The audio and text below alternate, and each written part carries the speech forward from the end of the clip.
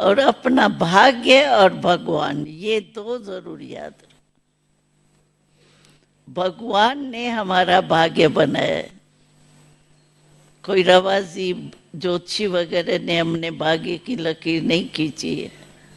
हमारे भाग्य की लकीर खुद भगवान ने खींची है, इसलिए कितनी लंबी खींची है, आधा कल्प हमारे भाग्य की लकीर बाबा ने खींच ली है।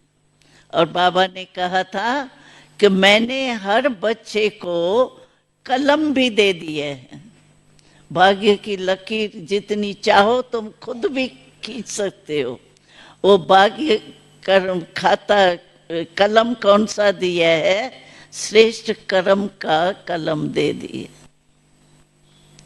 जितना भी आपको लंबी भाग्य की लकीर खींचनी है उतनी खींचो। तो खींचने आती है ना, साथ रहेंगे ना ब्रह्मा बाबा के साथ, आधा कल्प रहेंगे। फिर दूसरा, अगर द्वापर के बाद भी कोई ना कोई कंडीशन में तो होंगे ही। डबल फॉरेनर समझते हैं हम, तो फॉरेन में है नहीं। बाबा ने कह दिया है कि सेवा के लिए आपको फॉरेन में भेजा है। कोई हमेशा डबल फॉरेनर ही रहेंगे नहीं। द्वापर से लेके आप फॉरेन वाले ही रहे हो नहीं।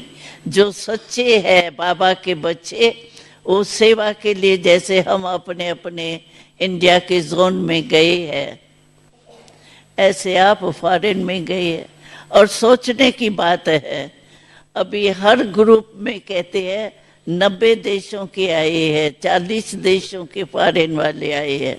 अभी आप सोचो, हर एक देश की भाषा अपनी अपनी। अब 40 देश, 90 देश, उसकी भाषा, इंडिया की बहनें कैसे सेवा करती? भाषा ही सीखने में टाइम जाता। इसीलिए आपको बाबा ने भिन्न भिन्न देशों में सेवा के प्रति भेजा है।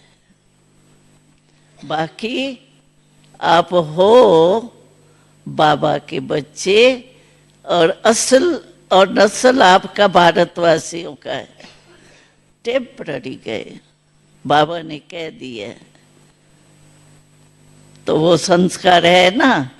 और अभी देखा भी जाता है रिजल्ट में। शुरू शुरू में जो कंप्लेन होती थी ना, तो ये करते थे, कहते थे इंडियन कल्चर है ना, हमारा फॉरेन का कल्चर है ना, उसमें बड़ी मेहनत लगती है, बिल्कुल न्यारा है। अभी ये नहीं है, ये सुनने में नहीं आता है अभी। क्यों? कि संस्कार प्रकट हो रहे हैं ना भारत के। तो आप बाबा के बच्चे अभी डबल फॉरेनर्स नहीं, डबल तीवर पुरुषार्थी। हाँ, क्या सुन? अच्छा, तो डबल फॉरेनर्स, डबल पुरुषार्थी। हाँ, डबल। हाथ उठाओ, डबल है या सिंगल है पुरुषार्थ? यूथ ग्रुप ने हाथ उठाया, क्योंकि यूथ के ऊपर बाबा ने बहुत रिस्पॉन्सिबिलिटी रखी है। अच्छा, ये यूथ ग्रुप बैठा है शायद।